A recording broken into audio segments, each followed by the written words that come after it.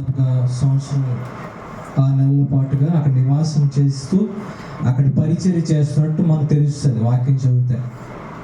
ఏ ఊరు చెప్తారు అది? చెప్పండి, ఏ ఊరు? కపెర్నహూమ్. ఏంటి చెప్పండి? కపెర్నహూమ్. ఈ కపెర్నహూమ్ అనే ఈ ఊరిలో ఆయన అనేకమైన ప్రసంగాలు, ఉపదేశాలు చేస్తూ అనేక స్వస్థతలు కార్యం జరిగిస్తున్నాడు. ఒకనొక టైంలో ఆయనకి ఏమనిపించిందంటే కపెర్నహూమ్ మార్గాన్ని విడిచిపెట్టేయాలి, లేకపోతే ఈ ఊరిని విడిచిపెట్టేయాలి. ఎందుకంటే ప్రజలందరూ కూడా స్వస్థతలు ఎక్కువగానే కోరుతున్నారు. కానీ నేను వచ్చిన దానికోసం కాదు, ప్రజలకు బోధించడానికి వచ్చాను, దేవుని పరిచయం చేయడానికి వచ్చాను, ఆ రాజ్యం గురించి చెప్పాలని నేను వచ్చాను. కానీ ప్రజలందరూ దాన్ని దాటి ముందుకు వెళ్ళిపోయి స్వస్థతలే కోరుకుంటున్నారు. కాబట్టి కొంతకాలం ఇక్కడి నుంచి వెళ్ళిపోయి మనం వేరొక చోటుకి వెళ్దాం తన శిష్యులు తెలియజేయడం మనం చూస్తాం. అలాగే ఆయన వెళ్ళిపోవడం, కొన్ని కాలం తర్వాత మళ్ళీ తిరిగి ఇంటికి రావడం, మళ్ళీ ఆయన ఎందుకోసం అయితే వచ్చాడో ఆ వాక్యాన్ని తెలియజేయడం చూసాం. ముందు వారం మనం దేని గురించి మాట్లాడమని చెప్పండి. ఆయన ఇంటికి వచ్చిన తర్వాత ఆ ఇంటి పైకప్పు నుంచి ఒక పక్షవాడిని దించడం మనం చూస్తాం. దించగానే వాడేం మాట్లాడలేదు. కానీ యేసుక్రీస్తు ఆ పక్షపాతంతో లేకపోతే పక్షవాతంతో పడిపోయిన వ్యక్తిని చూసినప్పుడు మీ పాపాలను క్షమిస్తాను అన్నాడు. చాలా విచిత్రమైన సమాధానం. నేను స్వస్థపరుస్తున్నానంటే ఒకలా ఉంటుంది, కానీ నీ పాపాన్ని క్షమించానని చెప్పడం చాలా విచిత్రమైన సమాధానం. ఎందుకంటే ఎవరు వినలేని కార్తనాదాన్ని యేసుక్రీస్తు ఆలకించాడు. పైనుండి శరీరం నుండి హృదయ లోతుల్లోకి వెళ్ళి హృదయ ఆంతర్యాన్ని స్వస్థపరిచాడు. ఆయన హృదయ అంతరంగాన్ని స్వస్థపరిచాడు. అసలైన స్వస్థత అక్కడ ప్రారంభించబడినప్పుడు తనకి గొప్ప ఆనందం మనం చూస్తాం. తర్వాత అతను గంతులు వేసుకొని సంతోషంగా అతను స్వస్థపరిచి వెళ్ళిపోవడం మనం చూసాం. దాని తర్వాత ఏం జరిగిందో మనం ఈరోజు మనం గమనిద్దాం. 2వ అధ్యాయం మనం చూస్తున్నప్పుడు 13వ వచనం నుంచి ఈరోజు మనం ధ్యానిస్తాం. మీరు చదివితే ఆయన సముద్ర తీరమున మరలా నడిచిపోతున్నట్టుగా, మరలా నడుస్తున్నాడంటే ముందు ఒకసారి నడిచాడు ఆయన. ఎక్కడ? ఏ సముద్ర తీరం చెప్తారు? ఇది గలిలయ సముద్రం. ఈ సముద్ర తీరాన్ని మరలా నడిచిపోతున్నప్పుడు మొదటిసారి వెళ్ళినప్పుడు ఆయన ఒక కార్యం జరిగించాడు. మళ్ళీ అదే పని ప్రారంభిస్తున్నాడు ఆయన. ఏ కార్యం జరిగించాడు ఒకసారి చూడండి. ఏం చేశాడు ఆయన? ఆయన సముద్ర తీరం నడిచిపోతున్నప్పుడు జనులందరూ ఆయన దగ్గరకు రాగా ఆయన వారికి బోధించాను. అలాగే ఆయన మార్గమును వెళ్ళుచు సుంకపు మెట్టనొద్ద కూర్చున్న అల్ఫై కుమారుడగు లేవీని చూచి నన్ను వెంబడించమని అతనితో చెప్పగా అతడు లేచి ఆయన వెంబడించాను. యేసుక్రీస్తు వారు బోధించడం మొదలుపెట్టారు. అలాగే ఆయన శిష్యుల్లోకి మరొక వ్యక్తిని చేర్చుకుంటున్నారు ఇక్కడ. అప్పటి వరకు ఆయనకి ఎంతమంది శిష్యులు అంటే 4 శిష్యులు యేసుక్రీస్తు వారికి. పేతురు, యోహాను, ఇంకెవరు? ఆంద్రియ, ఇంకెవరు? యాకోబు. ఈ 4 తర్వాత 5వ వ్యక్తి వస్తున్నాడు. అతని పేరు లేవి అని రాయబడి ఉంది.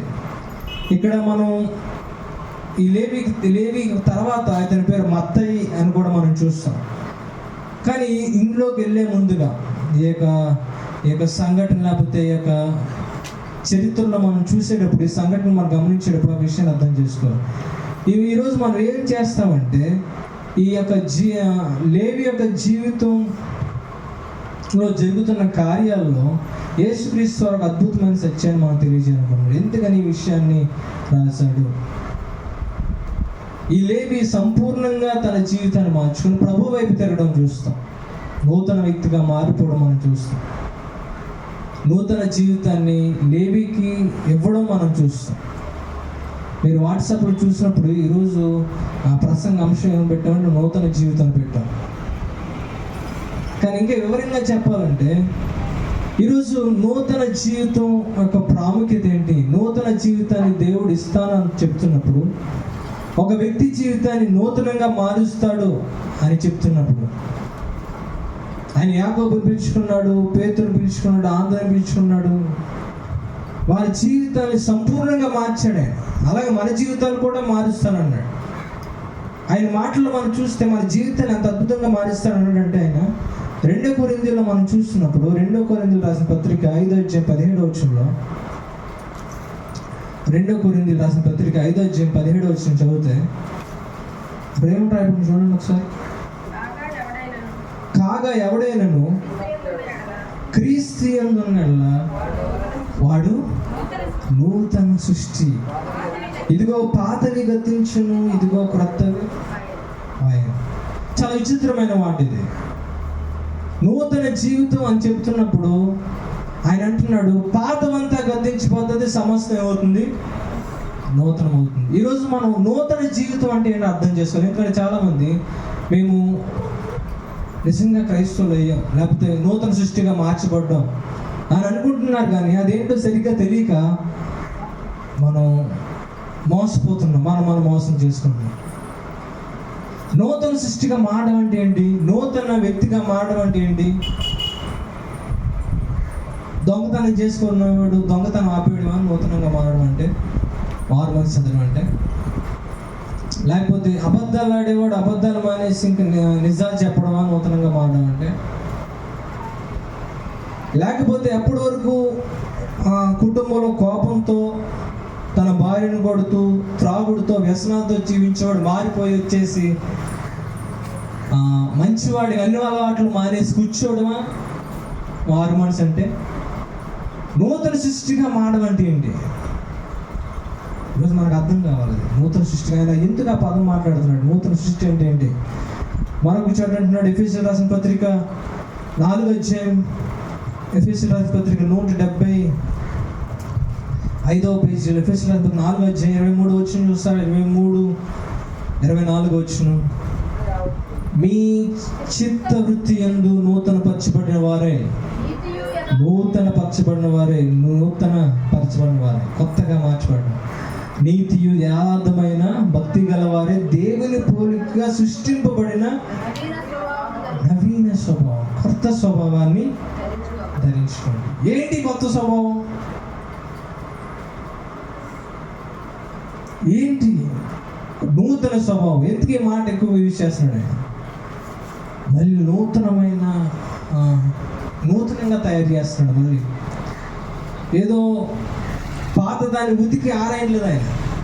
నూతనమైన వస్త్రం మళ్ళీ ధరింపజేస్తున్నాడు ఆయన. నూతనమైన జీవితాన్ని మనకి ఇస్తున్నాడు ఆయన. మనం చాలాసార్లు కొన్ని అలవాట్లు మానేస్తాం, పాతవి మనం విడిచిపెట్టి, లేకపోతే కొన్ని విషయాలు కొన్ని మంచి పనులు చేస్తుంటే అదే క్రైస్తత్వం అనుకుంటున్నాం. కానీ దేవుడు అలా అంటలేదు. క్రైస్తత్వాన్ని ఎలా అంటున్నాడు ఆయన? నూతనమైన సృష్టి అంటున్నాడు. ఇది ఒక చిన్న పోలికలో మనం మారిస్తే, మీరు గొంగళ పురుగు చూడండి. గొంగళ పురుగు ఒకవేళ నిన్ను మార్పు చెందాలి, అది ఒకవేళ బాప్తీసం తీసుకొని క్రైస్తవుడిగా మారింది అనుకున్నాం. గొంగళ పురుగు ఒకవేళ అనుకోండి, అప్పుడు అది ఏం చేస్తుంది? అయ్యో నాకు ముళ్ళులు గుచ్చుకుంటున్నాయి కాబట్టి అందరికీ నేను ఎవరికి గుచ్చుకోకుండా ఉండాలని చెప్పేసి కటింగ్ షాప్కి వెళ్ళి మొత్తం అంతా కటింగ్ చేసుకున్నాను. తర్వాత కొంచెం అందంగా లేదు కాబట్టి టైలర్ షాప్కి వెళ్ళి మంచి బట్టలు కొనుక్కుందాం అని అనుకుందాం. ఎవరు? ఇదంతా గొంగళపురి ప్రయత్నం. నా మొక్కం కూడా అందరికీ చాలా ఇష్టం లేదు కాబట్టి కొంచెం మేకప్ వేసుకొని వద్దామని బ్యూటీ పార్లర్కి వెళ్ళింది, మంచి మేకప్ వేసుకొని వచ్చింది. సో అది మనకులాగే భక్తి చేయడానికి కొని కూర్చొని, ఇప్పుడు దాన్ని ఏమంటారు మనందరం? గొంగళపురిగే. అంటే తన ప్రవర్తన మార్చుకోవడానికి ట్రై చేసింది, తన యొక్క పాత విధానాలను మార్చుకోవడానికి ట్రై చేసింది, కానీ అది ఇంకా ఎలా ఉంది? గొంగళపురుగానే ఉంది.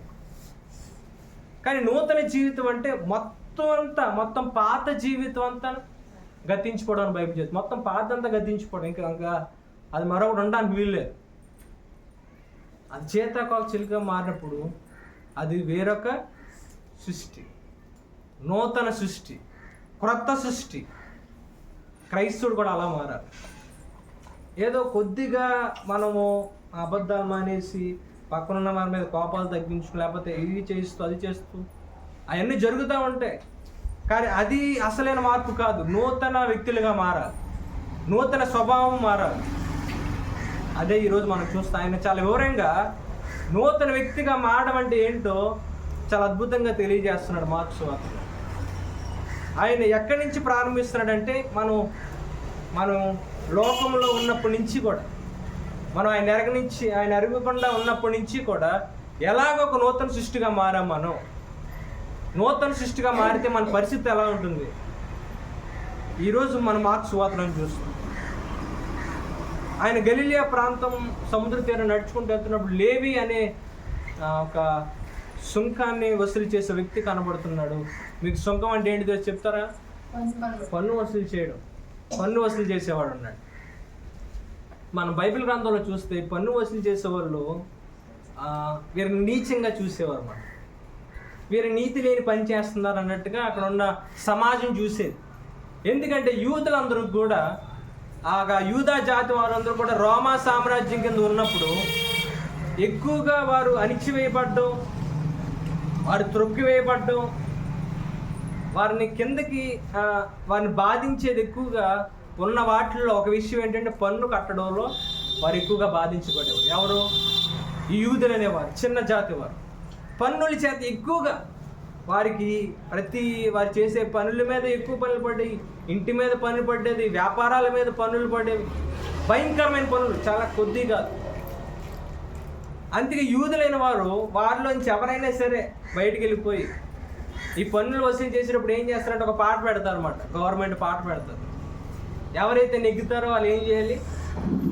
మీరు చిన్న షెడ్ వేసేసుకొని అక్కడ పెద్ద పెద్ద రోడ్లు, పెద్ద బిల్డింగ్లు ఏమి ఉండవు. అక్కడ ఆ మార్గంలో చిన్న ఒక పాక లాంటిది, ఒక చిన్న షెడ్ లాంటిది వేసుకొని సుంకాన్ని వసూలు చేస్తూ ఉండేవి. ఇప్పుడు గవర్నమెంట్ దగ్గర పాట పాడేసిన తర్వాత నువ్వు గవర్నమెంట్కి, ఆ ప్రభుత్వానికి మొత్తం డబ్బు కట్టేసి, ఎంత పాడో అంత కట్టేసి మిగతా డబ్బు అంతా ఏం చేస్తావు? నువ్వు ఉంచేసుకుంటావు అన్నమాట. సో ఈ లేవి అనే వ్యక్తి కూడా అలాగా పన్ను వసూలు చేయడం మొదలుపెట్టాడు. వీరేం చేస్తారంటే అన్యాయంగా రెండింతలుగా, నాలుగింతలుగా వసూలు చేయడం వల్ల వారు ఎంతో దేని అవస్థలోకి వెళ్ళిపోవడం, వారిని నీచంగా చూడడం, అన్యాయంగా చూడడం, వారు తక్కువగా చూడడం చూసారు. మనం ముందుసారి మనం కుష్ఠరోగి గురించి మాట్లాడుకున్నాం. ఒకసారి కుష్ఠరోగి ఎలాగైతే తను కుష్ఠరోగి వచ్చిన తర్వాత సమాజానికి దూరం అయిపోతాడో, సమాజ మందిరంలోంచి కూడా త్రోసివేయబడతాడో, కుటుంబంలోంచి కూడా త్రోసివేయబడతాడో, ఈ సుంకం వసూలు చేసేవారి పరిస్థితి కూడా అంతే. వీరికి డబ్బు ఉంటుంది కానీ వీరిని సమాజంలోంచి తోసేస్తారు యూదులు. యూదులు అన్నవారు వీళ్ళ మందిరంలోకి రాకూడదు. వీళ్ళు పాపులు, వీరు అన్యాయమైన దాన్ని పట్టుకున్నారు కాబట్టి యూదులు ఏం చేస్తారంటే నువ్వు మందిరానికి రాకూడదు అని చెప్పేసి వాళ్ళు దోచేస్తారు. ఈ సుంకపు వాడికి ధనం ఉంది కానీ సమాజంలో ఏ ఒక్కరు కూడా లెక్క చేయరు. వారు ఎంతో భయంకరమైన నీచులుగా చూస్తారు. అటువంటిది వారి దగ్గరికి ప్రభువైన యేసుక్రీస్తు అటువంటి పరిస్థితిలో ఉన్నప్పుడు యేసుక్రీస్తు వారు వచ్చారు. ఆ మార్గం గుండా వెళ్తున్నప్పుడు ఒక అద్భుతమైన మాట అన్నాడు. అక్కడ సార్ మీ బైబిల్ తీసి చూడండి, 2వ అధ్యాయంలో ఏం కనబడుతుంది చదువుతారా? 14 వచ్చిన ఆయన మార్గం గుండా వెళ్తున్నప్పుడు సుంకపు మెట్టున కూర్చున్న అల్ఫై కుమారుడు లేవి లేచి చూచి అప్పుడు యేసుక్రీస్తు అన్నారంట, నన్ను వెంబడించమని అతనితో చెప్పాడు. యేసుక్రీస్తు వారికి గురించి అందరికీ తెలుసు. ఆయన మెస్సయ్య అని, బోధకుడని, ఆయన చేత పిలిపించబడ్డ ఎంతో ధన్యత. ఆ లేవి అక్కడ కూర్చున్నప్పుడు ఏ ఒక్కరు కూడా అలా పిలవలేదు. లేవి ప్రజలందరూ కూడా నీచంగా చూసి వాడు దూరంగా వెళ్ళిపోవడం, వాడిని త్రోసేయడం, ఏదో అంటరాని కుష్ఠరోగి కింద చూడడం కనబడుతూ ఉంటుంది. అలాంటి టైంలో ఎప్పుడు ఎవరు పిలవలేని పిలుపు విన్నాడు. అందుకే వెంటనే తనకి సంపద ఏది వస్తుందో, ఆస్తిని ఏది ఇస్తుందో, ఇప్పటి వరకు డబ్బు ఏది సమకూర్చిందో, ఏ వ్యాపారం సమకూర్చిందో అదంతటిని విడిచిపెట్టేసి అక్కడ రాయబడింది, అతడు లేచి ఆయనను వెంబడించాడు. ఆ పిలుపులో చూసారు ఎంత అద్భుతమైన మాట ఉందో. ఎప్పుడు వెళ్ళి అలాంటి మాట ఎవరు కూడా అంత అద్భుతంగా పిల్లలే. నన్ను వెంబడించు, నాతో పాటు నడు. నేను నిన్ను చేర్చుకుంటాను. ఎవరు కూడా అలా చేర్చుకోలేదు. ఆ మాట చాలా అద్భుతమైన విషయం. ఆయన పిలుపులో అంత అద్భుతమైన విషయం. దేవుడు కూడా అలా మనం పిలుచుకున్నాడు. యోహాను సువార్తలో అంటున్నాడు, దేవుడు కూడా అలాగే మనం పిలుచుకున్నాడు. సార్ చూడండి, యోహాను సువార్త 6వ అధ్యాయం 44వ వచనంలో,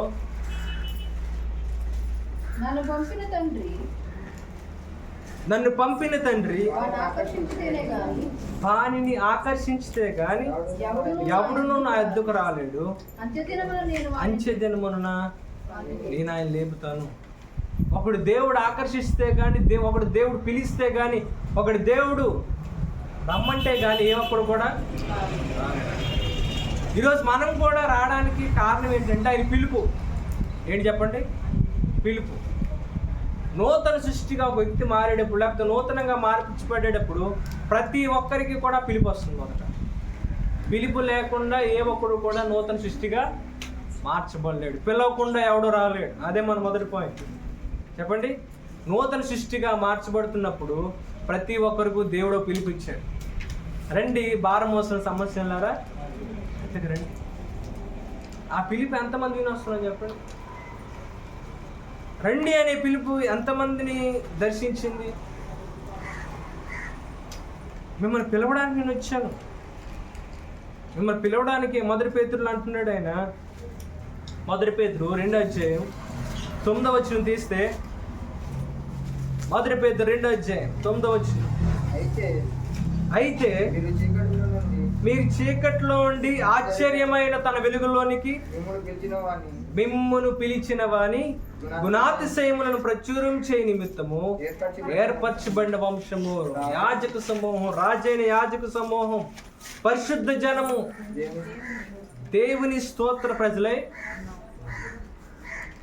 ఆయన పిలుపులో అంత ఉంది.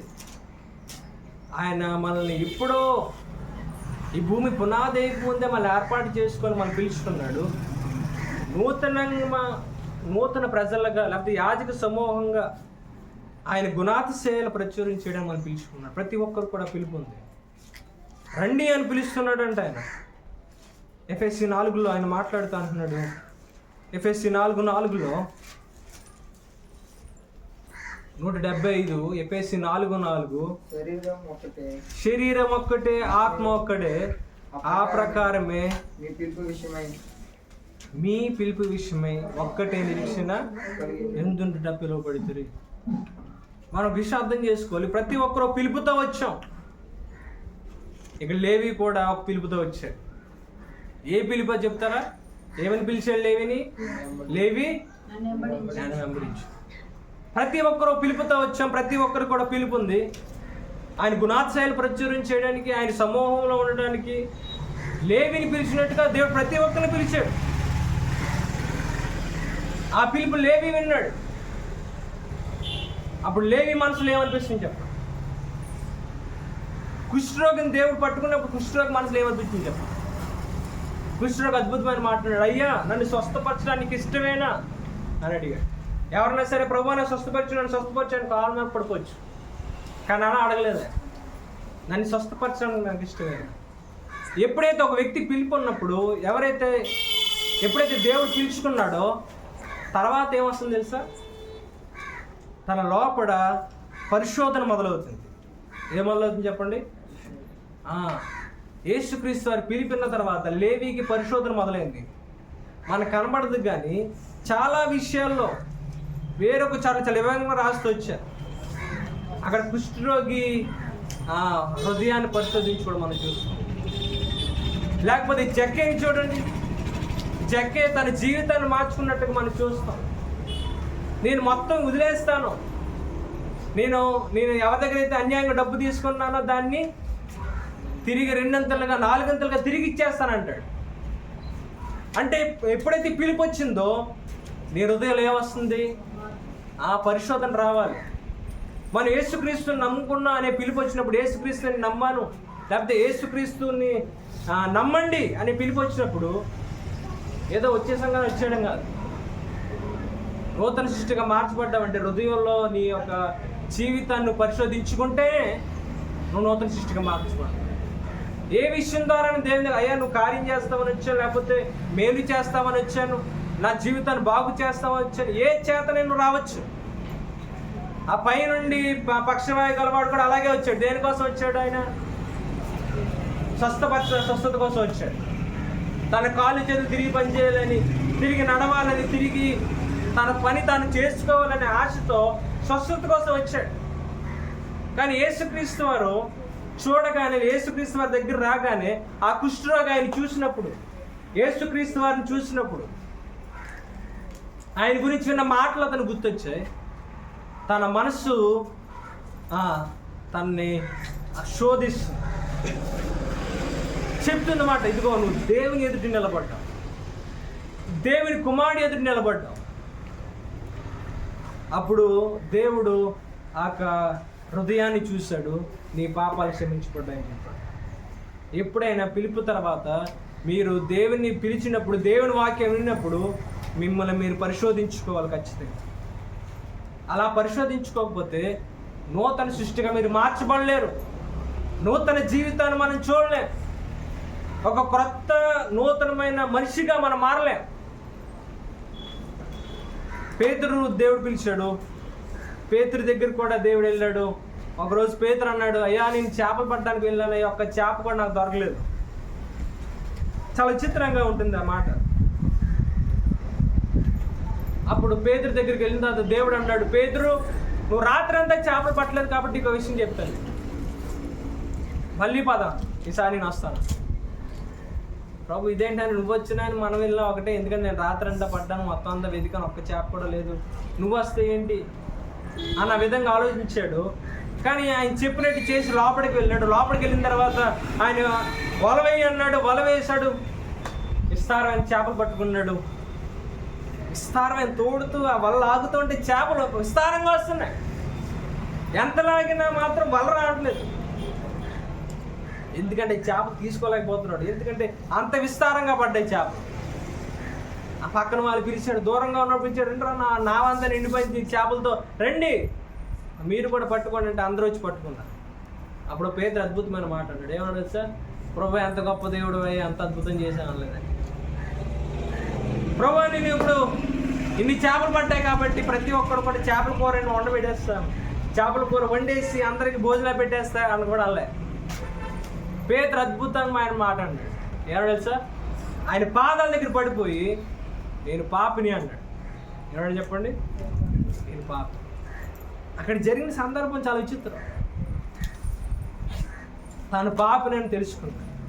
ఎప్పుడైతే యేసుక్రీస్తు వారి పిలుపుని మనం చూసామో, ఆయన మాటలు మనం విన్నామో, తర్వాత మన హృదయాన్ని మనం పరిశోధించుకుంటాం. ఆయన పిలుపుకి ప్రతిస్పందన మన హృదయ పరిశోధన. మీరు హృదయాన్ని పరిశోధించుకోలేకపోతే మనం ఎక్కడో తప్పు జరిగిందన్నమాట. హృదయ పరిశోధన లేకుండా మనం ముందుకు వెళ్ళిపోతున్నామంటే ఎక్కడో తప్పు జరిగింది. ఎందుకంటే పిలుపు తర్వాత వచ్చేది అదే, హృదయాన్ని పరిశోధించుకోవడమే.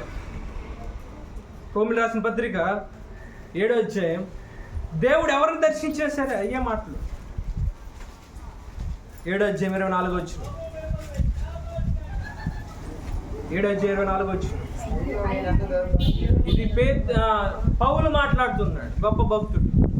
అయ్యో నేను ఎంత దౌర్భాగ్యును, ఇట్టి మరణమునకు లోనగు శరీరము నుండి నన్ను ఎవడు విడిపిస్తాడు?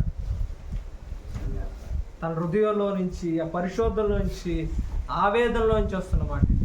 నన్ను ఎవడు రక్షిస్తాడు? నన్ను ఎవడు ఈ శరీరం నుంచి కాపాడుతాడు? ఈ శరీరేచ్ఛల నుంచి ఎవరు రక్షిస్తాడు? పాపం చేత నిండిపోయిన నా జీవితం నుంచి ఎవరు రక్షిస్తాడు? ఏ వ్యక్తి అయినా దేవుణ్ణి చూసినప్పుడు, ఆ పరిశుద్ధమైన దేవుణ్ణి చూసినప్పుడు మొదట వచ్చే మాట ఇదే, ఆయన పాదాల దగ్గర పడిపోయి నేను పాపని గుర్తిస్తాను, నేను ఎంత ఘోర పాపని గుర్తిస్తాను. ఈరోజు మనం చాలామంది నాకు దేవుడు కనపడ్డాడు, నాకు దేవుడు మాట్లాడాడు, దేవుడు చూశాడు, అప్పుడు నాకెంతో ఆనందం వేసింది, నాకు ఎక్కడ లేని ప్రశాంతత వచ్చేసింది. నిజంగా ఏ వ్యక్తినైనా దేవుడు దర్శిస్తే వాడి కింద పడిపోయి నేను పాపనని చెప్తాను. తన జీవితాన్ని దేవుని ఎదురు పెట్టి ఏడుస్తాడు గట్టిగా. నా జీవితం మలినమైపోయింది, నా జీవితం పాపం చేత నిండిపోయింది, స్వార్థం చేత నిండిపోయింది.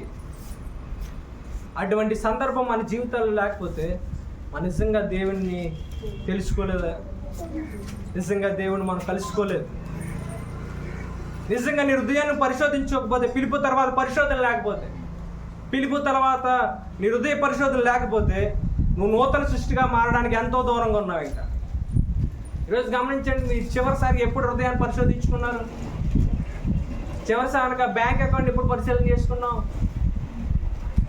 అన్నే చేసుకున్నాం అండి. బియ్యం డబ్బులు పడ్డాలి చూసాం, లేకపోతే మోడీ ఎంత డబ్బు వేసాడో చూసాం, లేకపోతే నా పింఛనీ పడ్డదో లేదో చెక్ చేసాం. ప్రతి నెల చెక్ చేస్తాం. మరి మన జీవితాన్ని పరిశోధించుకున్నది ఎప్పుడు? చివరిసారి పరిశీలన చేసుకున్నది ఎప్పుడు?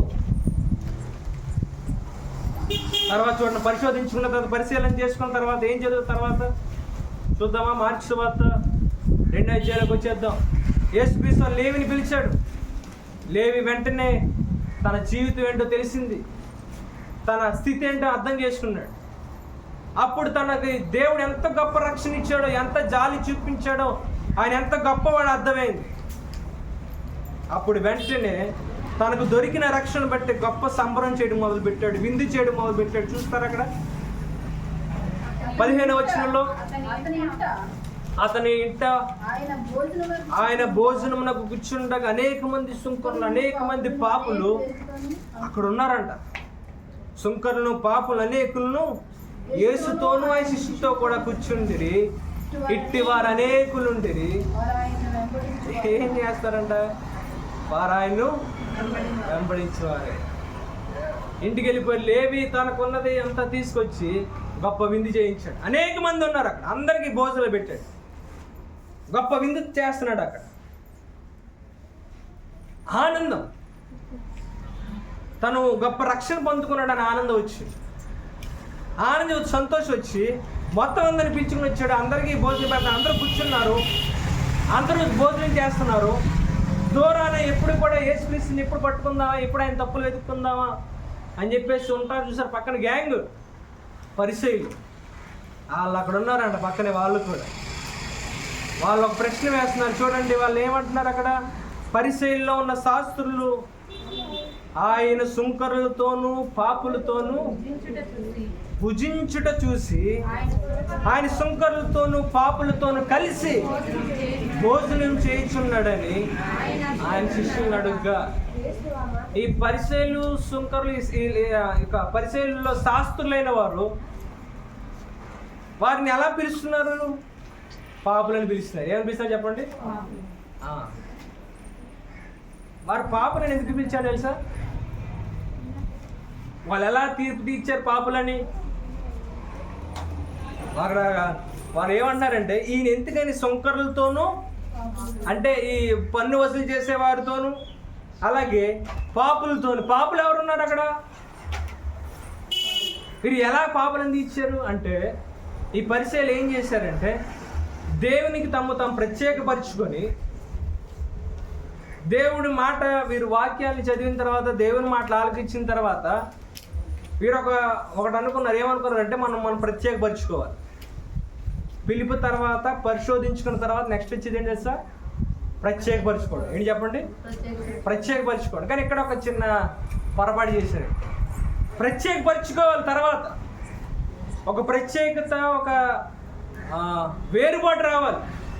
కానీ ఈ ప్రత్యేకతలో, ప్రత్యేకపరచుకోవడంలో వీరు పొరపాటు చేశారు.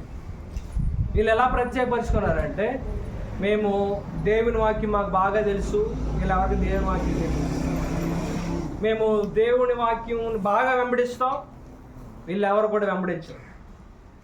కాబట్టి వీళ్ళు ప్రత్యేకపరచుకొని, వీళ్ళ గుంపుగా ఏర్పాటు చేసుకొని, మేము దేవుని బిడ్డలం, మేమే జ్ఞానవంతులం, ఇంకా మా తర్వాత ఉన్న వీళ్ళందరూ కూడా ఎవరంటే పాపులే. వాళ్ళకి సర్టిఫికెట్ ఇచ్చేసుకున్నారు. వాళ్ళు మేము చాలా పరిశుద్ధులు, మేము చాలా నమ్మకమైన వారు. మిగతా వాళ్ళందరూ ఎవరు? పాపులుగా సర్టిఫికెట్ ఇచ్చేసుకున్నారు. వారు కొన్ని కట్టలు పెట్టేసుకున్నారు. వాళ్ళు ఇదిగో మేము చెప్పిన ప్రకారం ఎవడు చేయకపోయినా, మా ప్రకారంగా మీరు రాసిన గీతలు ఎవరు లేకపోయినా వీళ్ళందరూ కూడా పాపులే. కానీ బైబిల్లో మీరు చూడండి, ఎక్కడ కూడా దేవుడు మీరు పాపులుగా సెపరేషన్ చేసి మీరు అలాంటి వాళ్ళు లేకపోతే మీరు ఇలాంటి వారని తీర్పు తీర్చండి, లేకపోతే మీరు ప్రత్యేకపరచుకోండి ఎక్కడ లేదు. అలాగా ఎలా లేదు? ఇదిగో మీరు పాపులు, మేము పరిశుద్ధులమని మీరు తీర్పు తీర్చి మీరు గీతలు గీసుకొని మీరు పెట్టుకోండి అని బైబిల్లో మనకు కనబడదు, ఎక్కడ కూడా మనం చూడం. కానీ ఈ పరిస్థితులు అలా అనుకున్నారు. ఏం చేసుకున్నారంటే మేము ప్రత్యేకపరచుకుంటున్నాం. ఎలా ప్రత్యేకపరచుకుంటున్నాం? ఇదిగో మేము 2 వారాలకు ఉపవాసం చేయాలి. మీరు 2 వారాలు ఎవరైతే ఉపవాసం చేస్తారో వాడు పరిశుద్ధుడు, ఎవడైతే చేయలేదు వాడెవడో పాప అన్నమాట. ఎవరైతే మేము చెప్పిన ప్రకారంగా ఇన్నిసార్లు మీరు చేస్తారో వాడు పరిశుద్ధుడు, లేకపోతే వాడికి ఏమి లేదు. ఎవరైతే ధనం ఇస్తారో వాడు పరిశుద్ధుడు, లేకపోతే వాడు లేడు. అలా ఒక హద్దులు పెట్టి, ఒక క్రమం పెట్టి, లేకపోతే కొన్ని గీతలు గీసి వాళ్ళు ఇచ్చేసుకున్నారు. మేము పరిశుద్ధులు అని సర్టిఫికెట్ ఇచ్చేసుకున్నాం. వీళ్ళు ప్రత్యేకతలో పొరపాటు ఉంది. వీళ్ళ ప్రత్యేకత చాలా విచిత్రంగా ఉంది. ఎక్కడ ఎలా ప్రత్యేకపరచుకోలేదు. అందుకే చాలాసార్లు ఈ పరిశీలిని చూసి, ఈ యొక్క శాస్త్రుని చూసి యేసుక్రీస్తు చాలాసార్లు ఒక మాట అనేవాడు. వాళ్ళని ఏమన్నాడు తెలుసా? మీరు పైకి ఎంతో చక్కగా నడుస్తున్నారు, పైకి మంచి వస్త్రాలు వేసుకుంటున్నారు, వీధుల్లోకి వెళ్ళి సమాజంలోకి వెళ్ళి ప్రార్థనలు చేస్తున్నారు, సమాజంలో పెద్ద పెద్ద పీటలు వేసుకుంటున్నారు మీరు. కానీ మీ లోపల ఎంత భయంకరమైన పరిస్థితుల్లో మీరు గుర్తించండి. మీరు సున్నం కొట్టు సమాధుల్లో ఉన్నారు. యోహాన్ అంటాడు మీరు సర్ప సంతానం అంటాడు. యేసుక్రీస్తు వారు అంటారు మీరు సాతాను యొక్క బిడ్డలు అంటాడే, మీరు అబద్ధికుడికి పిల్లలు అంటాడే, మీరు పై వేషాన్ని చూస్తున్నారు అంటాడు. మనం మాట్లాడుకున్న ముందు వారం దేవుడు హృదయ అంతరంగాలు చూసే దేవుడు అని, హృదయాలు పరిశోధించేవాడని, హృదయాల్ని చూసి ఆయన ప్రజలు తీర్పు తీరుస్తాడని. కానీ పరిచయాలు అలా కాదు. వారి ప్రత్యేకతలు ఎలా ప్రత్యేకపరచుకున్నారంటే వాళ్ళు క్రమాలు పెట్టుకొని చేసుకుంటారు. ఈరోజు కూడా మనం అలాగే ప్రత్యేకపరచుకుంటాం. ఒక్కొక్కటి క్రైస్తవుడు అంటే ప్రత్యేకంగా ఉండాలి కాబట్టి ఇలా పెట్టుకోవాలి, ఇది పెట్టుకోవాలి, ఇటువంటి కండిషన్లు పెట్టుకుంటేనే క్రైస్తవుడు అనుకొని చాలా ఉన్నాయి. ఈరోజు తెల్లబట్టలు వేసుకోకపోతే క్రైస్తవులు కాదనమాట. మీరు అనొచ్చా, నువ్వు కూడా వేసుకున్నావు కదా అనేసి తెల్లబట్టలు.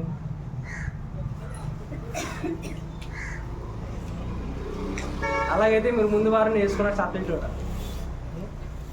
తెల్లబట్టలు వేసుకుంటేనే క్రైస్తవుడు అనే ప్రత్యేకత. అంటే ప్రత్యేకత వస్త్రాల్లో ఏర్పాటు చేసుకో, లేకపోతే మనకున్న నగలన్నీ తీసేస్తే ప్రత్యేకత. అంటే వేరుగా కనబడాలని, ప్రత్యేకంగా కనబడాలని ఒక్కొక్కటి ఒక్కొక్కలా వస్తుంది. వస్త్రాలు మార్చుకోవడం, లేకపోతే అది చేయడం, ఇది చేయడం, మాట మార్చేయడము, లేకపోతే ఇంకొక విషయాలు. కానీ ప్రభు అంటున్నాడు మీ ప్రత్యేకత, మీ వేరుబాటు ఎలా ఉండాలంటే మీరు లోకానికి వేరే ఉండాలంట.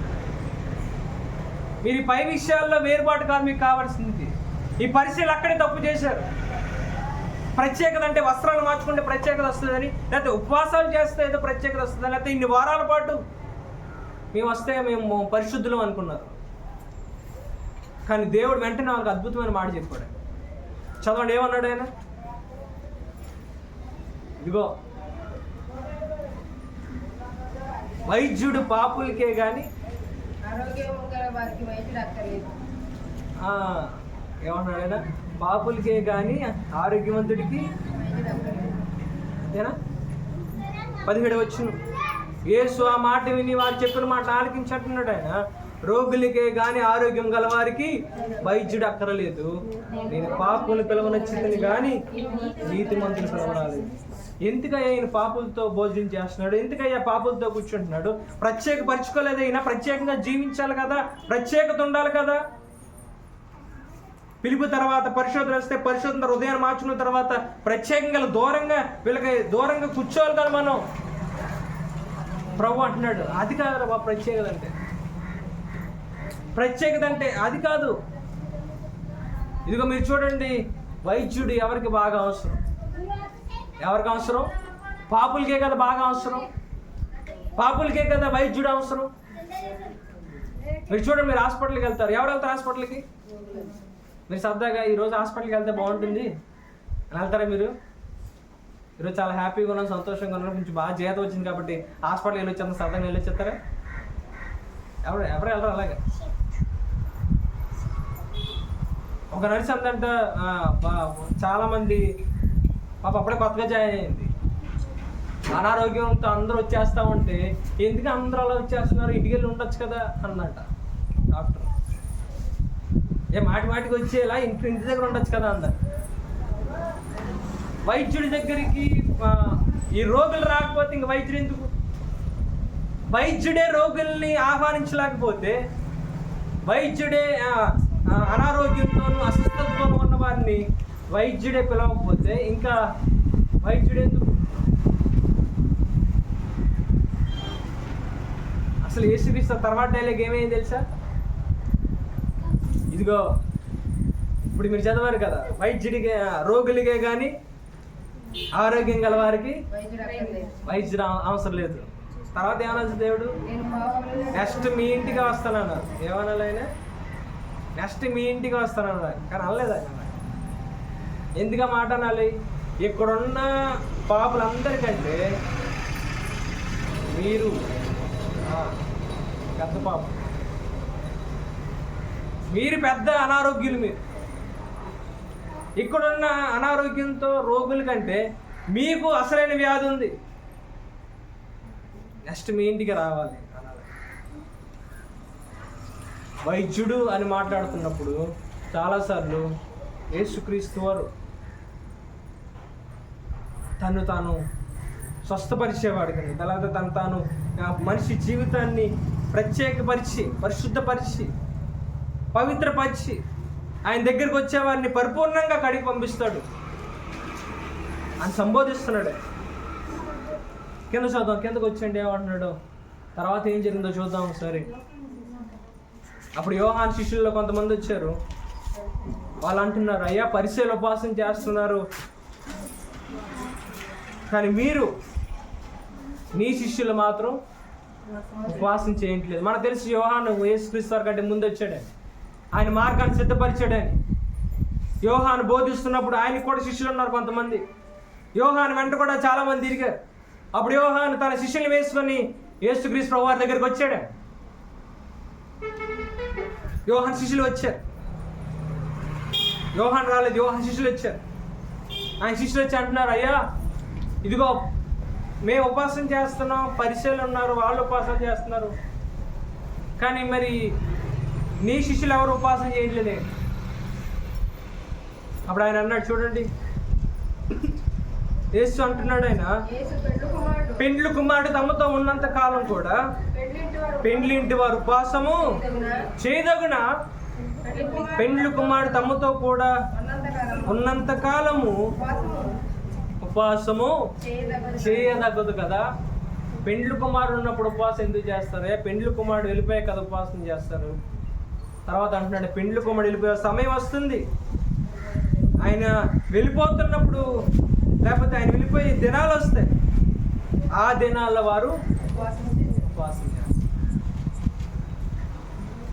యేసుక్రీస్తు ఉపవాసం చేయొద్దని చెప్పలే, కారణం లేకుండా చేయొద్దన్నాడు. మీరు ఎందుకు ఉపవాసం చేస్తారో మీకు తెలియట్లేదు అనేసే ప్రశ్న అది. మీరు ఏదో చెయ్యాలి కదా అని ఉపవాసం చేస్తున్నారు, కానీ కారణం లేకుండా కాదు. కొంతమంది ఉపవాసం చేస్తారు, వాళ్ళు ఎందుకు చేస్తారో వాళ్ళకే తెలియదు. ఎందుకు ఉపవాసం చేస్తారంటే చేయాలనుకుంటున్నాను చేస్తానంటారు అంతే. కానీ యేసుక్రీస్తు అంటే ఇదిగో ఒక రోజు వెళ్ళిపోతారు, ఆ రోజు భయంకరమైన దినాలు వస్తాయి. మిమ్మల్ని ఆదరించేవారు ఉండరు, లేకపోతే మీకు వాక్యం బోధించేవారు ఎవరు ఉండరు, మీ చుట్టూ స్నేహితులు ఉండరు, మీ చుట్టూ బంధువులు ఉండరు, మిమ్మల్ని కాపాడే వాళ్ళు ఎవరు ఉండరు. అటువంటి టైంలో కన్నీరుతో ఉపవాసం, కన్నీటితో మొరపెట్టాలి. ఆ దినాల్లో ఒక కారణంతో మొదలు పెట్టాలి. కారణం ఉంటే ఆటోమేటిక్గా ఉపవాసం చేసేస్తాం. ఏదో చెయ్యాలి కదా అని చేసేది కాదు. కారణం, ఒక ప్రశ్నకు సమాధానం మనలో ఉంటాం. ముందుకు వచ్చాడు అంటున్నాడు, వీళ్ళు ఎలాంటి వారు, ఎవరు వీళ్ళందరూ పరిశీలు కూడా అలాంటి పరిశీలు అందరికీ కారణాలు అవసరం లేదు. వారు అనుకున్నది చేస్తారంతే. ఈ రీతికి ఉపవాసం చేయాలి, 2 రోజులు చేస్తేనే ప్రత్యేకించబడినట్టుగా. ఒకవేళ అటువంటి జీవితం, ప్రత్యేకమైన జీవితం, యేసుక్రీస్తు వారు చెప్పే ప్రత్యేకత లేకుండా, యేసుక్రీస్తు వారు చెప్పే ప్రత్యేకత అంటే ఏంటి? పాపానికి దూరంగా, లోక వ్యసనాలకు దూరంగా లేకుండా ఆయన అద్భుతంగా వివరిస్తాడు. తర్వాత చూడండి, తర్వాత చదువుతాం ఒకసారి. ఎవడును పాత బట్టకు కొత్త గుడ్డ మాసిక వేయుడు, వేసిన క్రొత్త మాసిక పాత బట్టను వెలితిపరచును, చిన్నుకు మరి ఎక్కువగును. మీరు ఎప్పుడన్నా బట్టలు కుట్టే వాళ్ళు ఉన్నారా? చిరిగిపోయింది అనుకోండి, మీ వస్త్రాలు చిరిగిపోయి, నాకు అలవాటు లేదులే. ఇప్పుడు మాసిక వేయలేదు కానీ మామూలు కుట్టాను అంతే.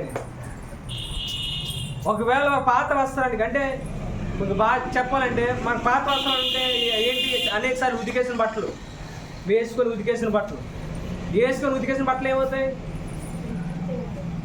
అవి చినిపోవడం కాదు, అవి దగ్గరికి అయిపోవడం, సాగిపోవడం అవుతూ ఉంటాయి. ఏదో జరుగుతుంది. అనేకసార్లు ఉతికితే ఆ వస్త్రం మారిపోతుంది, సాగిపోవడం లేకపోతే దగ్గరికి అయిపోవడం ఏదో జరుగుతుంది. ఇప్పుడు ఆ వస్త్రం కన్నం పట్టిపోయిన తర్వాత ఒక కొత్త వస్త్రాన్ని పెట్టామనుకోండి దాని మీద, అప్పుడు 4 సార్లు ఉతకండి, ఏమవుతుంది? ఈ కొత్త వస్త్రం అది ఇప్పుడు దాకా పాత వస్త్రాన్ని అవి సాగిపోయి లేకపోతే ఆ కృషించిపోయి ఏదో ఒకటి ఇంక మారవయ్యి ఎన్నిసార్లు ఉంటుంది. కొత్త బట్ట వేసినప్పుడు దాంట్లో తేడా కనబడుతుంది. ఆ తేడా వచ్చినప్పుడు ఏమవుతుందంటే, ఆ ఉన్నది కాస్త పెద్ద అయిపోవడదు, ఉన్నది కాస్త చిన్నది అయిపోయి ఏమైపోద్ది? చిరిగిపోతుంది, వెలితి వచ్చేస్తుంది, ఏదో తేడా కనబడుతుంది. అలాగే కింద చెప్తూ అంటున్నాడు ఆయన, ఇదిగో ఎవడును పాత తిత్తుల్లో కొత్త ద్రాక్షారసం పోయాడు, పోసి అండ్ల ద్రాక్షారస తిత్తులను పిగిల్చును, రసమును తిత్తులను చెడును. అయితే కొత్త ద్రాక్షారసం కొత్త తిత్తుల్లోనే పోయాలి. ఆ టైంలో చర్మంతో తయారు చేసిన వాటిల్లో ఈ ద్రాక్షారసాన్ని పులబెట్టేవారు. పులబెట్టేటప్పుడు అది ఏమవుతుంది చెప్పండి? ఉబ్బుతుంది. ఆ వస్త్రం కూడా ఆ చర్మంతో తయారు చేసింది ఏదైతే ఉందో ఆ తిత్తులు కూడా వెడల్పు అవుతాయి, ఉప్పొంగుతాయి.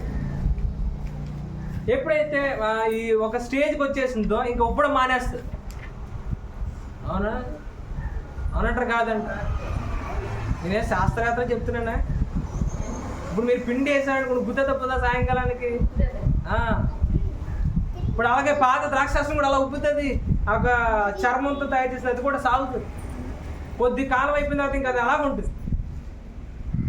ఇప్పుడు దాంట్లో కొత్త ద్రాక్షారసం పోసామనుకోండి, ఆల్రెడీ సాగిన ఈ యొక్క చర్మపు యొక్క తిత్తి ఏదైతే ఉందో అది ఇంకా అయిపోయింది, దాని లిమిట్ అయిపోయింది, దాని అంచుల వరకు వచ్చేసింది, ఇంకా సాగదు, ఇంకా పగిలిపోవడమే. అవి కొత్త వాటిల్లో వేయాలి. కొత్త చర్మపు దాంట్లో వేస్తే ఆ కొత్త ద్రాక్షారసం తగినట్టుగా అవి పొంగుతాయి. ఈ విషయాన్ని దేవుడు ఎందుకు తెలియజేస్తున్నాడంటే, వీళ్ళు పరిచయలు ప్రత్యేకపరుచుకున్నామంటున్నారు, కానీ వారిలో పాత జీవితం అన్నది మారలేదు, పాతపు స్థితి మారలేదు. కొత్త దాన్ని పెట్టాలని ఆశపడుతుంది. అంటే ఒకవైపు పాత జీవితాన్ని ఉంచుకుంటూ కూడా యేసుక్రీస్తులో నూతన సృష్టిగా ఉండాలని ఆశపడుతున్నారు. అంటే ఒక పక్క శారీరకంగానూ జీవిస్తూ ఇంకొక ప్రక్క ఆత్మానుసారమైన జీవితాన్ని జీవించాలని ఆశపడుతున్నారు. ఇప్పుడే మన 4వ పాయింట్ పర్యవసానాలు అనుభవించారు. ఇటువంటి వారి జీవితంలో పర్యవసానం అనుభవించారు. ఎప్పుడైతే ప్రత్యేకతలో తేడా వచ్చేస్తుందో, ఎప్పుడైతే మనం పరిపూర్ణంగా నూతన సృష్టిగా మార్చబడలేదు, పరిపూర్ణంగా పాత జీవితంలో కొత్త దాన్ని పెట్టాలనుకుంటాం, పాత అలవాట్లలో కొత్త జీవితంగా ముందుకు పాత దాంతోనే ముందుకు వెళ్ళిపోవాలి. ఏది మారదు. మన చూపు, మన నడవడికలు, మన పద్ధతులు, మన మాటలు, మన అలవాట్లు మారు. నువ్వు దాన్ని ఎప్పుడైతే కొత్తగా ఆత్మీయమైన జీవితాన్ని జీవించాలని రెండు కలపాలని ప్రయత్నం చేస్తావు, నీ జీవితం చీలిపోతుంది. ఇంకా భయంకరంగా చీలిపోతుంది, భయంకరంగా పగిలిపోతుంది. ఒక పక్క ఆత్మ శోధిస్తూ ఉంటుంది, నువ్వు చేసేది పొరపాటు అని. నువ్వేమో పర్లేదులే, ఒక పక్క మందిరానికి వెళ్ళిపోతావు, ఇంకో పక్క వీటితో జీవితం. కానీ దేవుడు అటువంటి వారి గురించి అని ఒక మాట అంటున్నాడు. ఆయన అటువంటి వారు యాకోబు 1:7 యాకోబు పత్రిక 1:7 అట్టి మనుషులు ఎవరైతే దుర్మనస్కులై ఉంటారో వారు తమ సమస్త మార్గములందు అస్థిరులుగా ఉంటారని రాయబడు. వారిలో స్థిరమైన మనసు ఉండదు. దుర్మనస్కులై ఉంటే వారిలో స్థిరమైన మనసు ఉండదు. వారిలో ఎక్కడ కూడా స్టాండర్డ్ అయిన జీవితం ఉండదు వారికి. ఎందుకంటే వారి పాత దాంట్లో కొత్త దాన్ని పెట్టాలనుకుంటున్నారు. వారి జీవితంలో అతిశ్రేష్టమైన కొత్త జీవితాన్ని పెట్టాలనుకున్న దేవుడు అలా కోరుకోలే.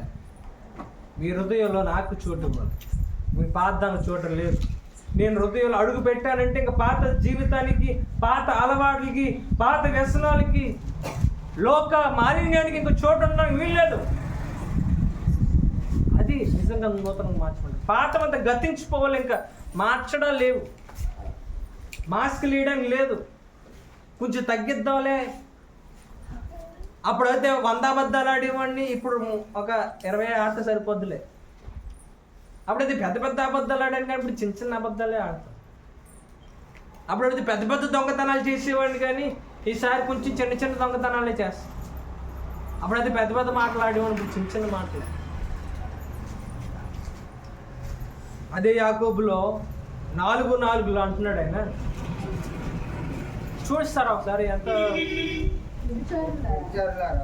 ఎవరిని చూసి అంటే విశ్వాసులు చూసి, ఈ దిమ్మనస్కులైన వారితో చూసి, ఎవరైతే పాత స్వభావంతో ఉండి, పాత అలవాట్లతో ఉండి, పాత జీవితం ఉండి, దాంట్లో పరిశుద్ధంగా బ్రతకాలని ట్రై చేస్తూ ఉంటారు చూసారు. ఇంకా పాత లోకంలో చూస్తూ మందిరాలకు వస్తూ, ప్రార్థనలు చేస్తూ, ఉపవాసాలు అంటూ, మీటింగులకు వస్తూ, ఇటువంటి వాడిని చూసి అంటున్నాడు ఆయన, వ్యభిచారులారా, ఈ లోక స్నేహము దేవునితో వైరమని మీరు ఎరుగరా? కాబట్టి ఎవడు ఈ లోకముతో స్నేహము చేయగోరునో వాడు దేవునికి శత్రువు. దేవునికే శత్రువు అంటే పక్కింటోడు శత్రువు అయితే పెద్ద ఏం గొప్పతనం కాదు. ఆడు మహా అయితే ఆ ఇంటి ఆకాశం రాయిసులు ఎత్తాడంతే. లేకపోతే మన చెట్టుకి ఏమైనా కాయలు ఉంటే మనం లేనప్పుడు వచ్చి కోసిపోతుంది. దేవుడే శత్రువు అయ్యాడు అనుకోండి, ఈ లోకంలో ఎక్కడ కూడా తప్పించుకోలేవు, ఎక్కడ నువ్వు దాక్కోలేవు, ఎక్కడికి పారిపోలేవు. నువ్వు రాకెట్ వేసుకొని చంద్రమండలానికి వెళ్ళిపోయినా అక్కడ ఆయన ఉన్నాడు, పాతాళంలో దిగిపోయినా అక్కడ ఆయన ఉన్నాడు. దేవునికి శత్రువు అయిపోతుంది. ఎవరంట శత్రువులు? ఎవరైతే ఇటువంటి మనసు ఉంటుందో, లోకంతో స్నేహం చేస్తూ దేవుని దగ్గరికి వచ్చి ప్రార్థన చేస్తారు. లోకంతో స్నేహం, లోక ఆశలతో స్నేహం, ఇంకా లోకపు చూపులతో స్నేహం, అందాలతో స్నేహం, ఆ మాలిన్యాలతో స్నేహం, ఈ ప్రవర్తన మారలే. ఇంకా వాటిని ప్రేమిస్తున్నావు, ఇంకా వాటికి ఆకర్షించబడుతున్నావు, ఇంకా లోకంలో జరుగుతున్న వాటికి అబ్బా ఎంత బాగుందో, ఎంత చక్కగా ఉందో చూడండి. వాటిని ఎంత వివరంగా పోలిస్తున్నాడంటే 1 యోహాను పత్రికలో ఆ విషయాన్ని చాలా చక్కగా వివరిస్తూ మారుస్తున్నాడు. చూడండి 1 యోహాను 2:1 1 యోహాను 2:15, 16, 16, 14 వచ్చిన చూస్తారా?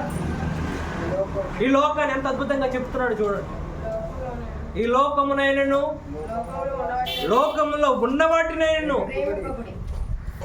రెండు వేరు. లోకాన్ని ప్రేమించద్దు, లోకంలో ఉన్న వాటిని ప్రేమించాడు. ఇంకా అంటున్నాడు ఆయన, ఎవడైనాను లోకమును ప్రేమించిన తండ్రి ప్రేమ వానిలో.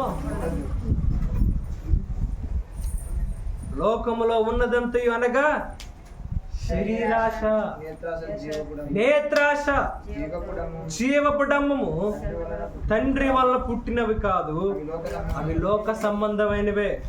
లోకమును దాని ఆశ గతించిపోను గాని దేవుని చిత్తము జరిగించేవాడు నిరంతరము.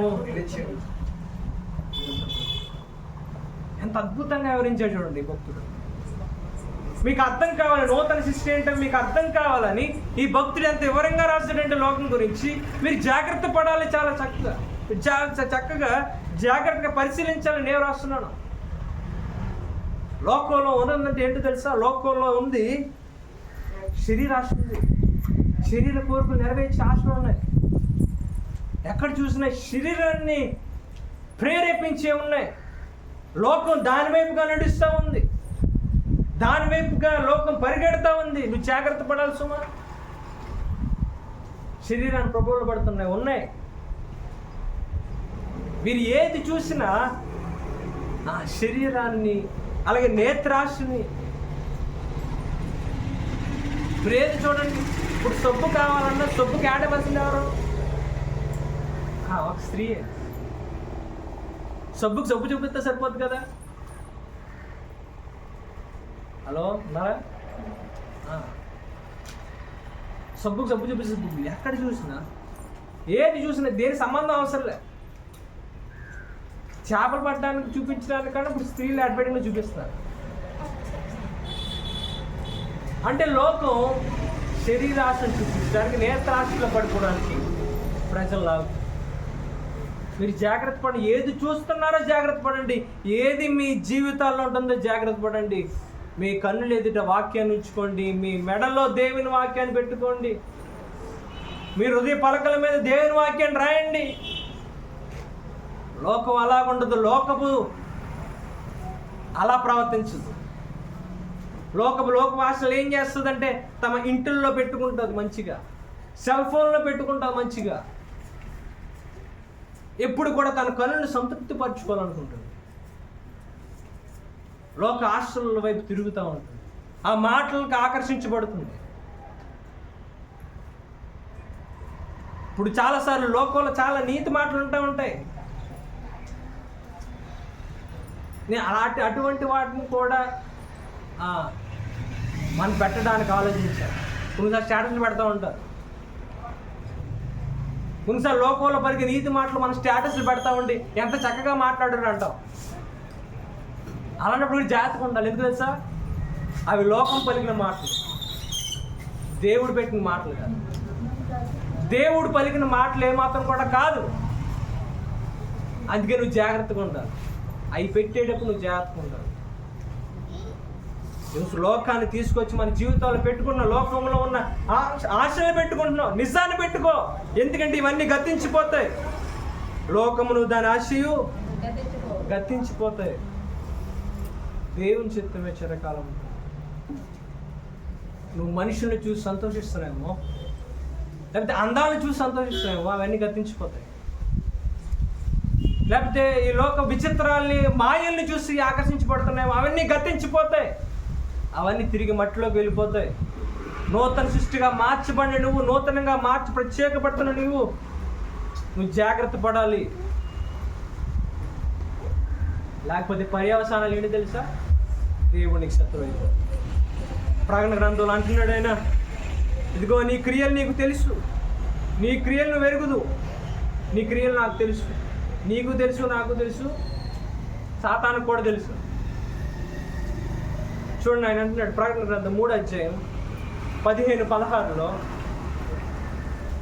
నీ క్రియలు నేను ఎరుగుదును, నీవు చల్లగానైనను వెచ్చగానైనను లేవు, నీవు చల్లగానైనను వెచ్చగానున్నా మేలు, నీవు వెచ్చగానైనను చల్లగానే ఉండక నిలువెచ్చగా ఉన్నావు గనుక నేను నిన్ను నోట నుండి ఉమ్ము వేయను ఉద్దేశించు.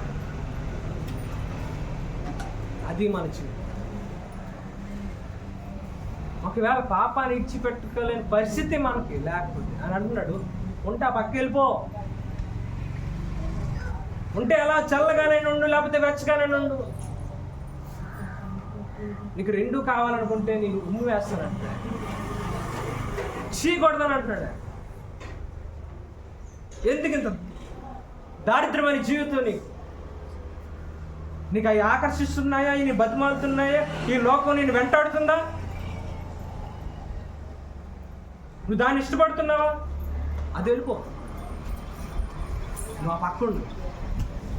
అతను నా దగ్గర నన్ను ధైర్యం ఇస్తాను, శక్తిని ఇస్తాను, ఈ లోకాన్ని జయించాను, సజీవునే తిరిగి లేచా, పరిశుద్ధంగా ఎలా బ్రతకాలని నేను నిరూపించాను. నా కన్నులతో, నా మాటతో, నా జీవితంతో ఏ రోజు నేను తప్పు చేయలేదు. ఈ రోజుకి ఏ ఒక్కరు కూడా నిరూపించలేకపోయినా నాలో పాపం ఉందని ఆయన గొప్ప మాటలు తెలియదు. నేను మీకు ధైర్యం ఇస్తాను, పరిశుద్ధంగా బ్రతకరాను. అందుకోసం మేము పిలుచుకున్నాం. ఎందుకంటే మేము పిలుచుకున్నవాడు పిలుపు తగినట్టుగా జీవించండి. చివరి వచ్చిన చెప్పిన ముగించేస్తాను. ఎఫెసీయులకు రాసిన పత్రిక 4:2. ఎఫెసీయులకు రాసిన పత్రిక 4:2. మీరు పిలువబడిన పిలుపుకు తగినట్లు దీర్ఘశాంతంతో కూడిన సంపూర్ణ వినయముతో సాత్వికంతో నడుచుకోవాలి. చాలండి. ఎఫెసీయులకు రాసిన పత్రిక 4:2. మీరు ఎంత 3:2 సరే, మీకు కనబడ్డాక మీరు పిలువబడిన పిలుపుకు తగినట్లుగా జీవించు, దీర్ఘశాంతంతో సంపూర్ణమైన వినయంతో సాత్వికంతో నడుచు. మీకు పిలుపు ఉంది, ఆ పిలుపు మిమ్మల్ని పరిశోధించుకునేలా చేసింది, ఆ పిలుపు మిమ్మల్ని ప్రత్యేకపరచుకునేలా చేసింది. మీరు దానికోసం ఓపికతో ఉండండి, నెమ్మదితో వినయంతో ఉండండి, సాత్వికంతో నడుచుకోండి. మీ జీవితాన్ని కాపాడుకోవడంలో ఓర్పుతో ఉండండి, సహించండి. ఈ లోకపు చింతలు ఉన్నాయి, కానీ సహించండి, జయించండి, పోరాడండి. ఒకరోజు మిమ్మల్ని నిలబెడతాను. పోరాడువాడు ఆయన దగ్గర నిలబడతాడు, జయించు అని నా తండ్రి సింహాసనం దగ్గర నేను కూర్చుండబెడతాను. చేతగాని వాడు కాదు, ఈ లోకానికి దాసోహం అయిపోయేవాడు కాదండి. ఈ లోకం అంటుంది మాతో రాకపోతే నువ్వు చేతగాని వాడు అంటుంది. దేవుడు అంటున్నాడు నువ్వు వాటిని జయిస్తే నువ్వు రోషం గలవాడు అంటున్నాడు. లోకపు వ్యసనాన్ని, శరీరాన్ని జయిస్తే నిజమైన యోధుడు. తన్ను తాను జయించిన వాడు, తన జీవితాన్ని, తన మనసును తన స్వాధీనపరుచుకున్నవాడు నిజమైన దేవుని నూతన సృష్టి. ఈరోజు జయించలేక ఈరోజు ఓడిపోతున్నాం. అలా ఓడిపోతూ లెగుస్తూ అటువంటి రెండు వైపులా జీవితాలు జీవిస్తే పర్యవసానం. ఈ పర్యవసానాలు మనం తప్పించుకోవాలంటే, నూతన సృష్టిగా మారాలంటే ఈరోజు నేను సరైన విధంగా ప్రత్యేకపరచుకోవాలి. దేవునికి దూరం చేసే వాటన్నిటినీ విడిచిపెట్టాల్సింది. ఎంతో కాలం కాదు, కొద్ది కాలం అన్నీ కత్తించుకోండి. ప్రత్యేకంగా రండి, నిలబడండి. మీ జీవితాన్ని నూతనమైన హృదయంతో అంగీకరించండి. మీ హృదయాన్ని నాకు ఇవ్వండి, నేను నూతనంగా మారుస్తాను అంటున్నాడు. ప్రార్థించేద్దాం. మహాపరిశుద్ధుడైన తండ్రి, నామానికి స్తోత్రాలు, అత్యంతమైన నామానికి వందనాలు.